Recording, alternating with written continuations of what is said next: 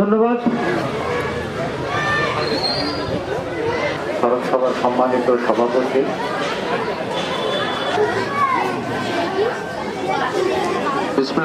মানুষের যদি কদর না হয় তাহলে সেখান থেকে গুরুজন তৈরি হয় না।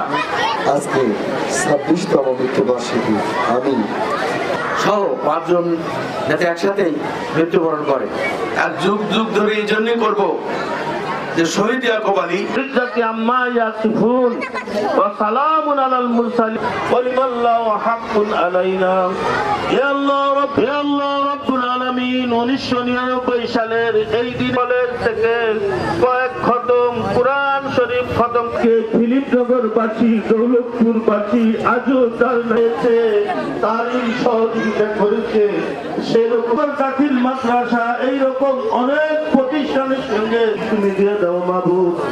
ইয়া আল্লাহ রাব্বুল আলামিন মুহাম্মাদুর রাসূলুল্লাহ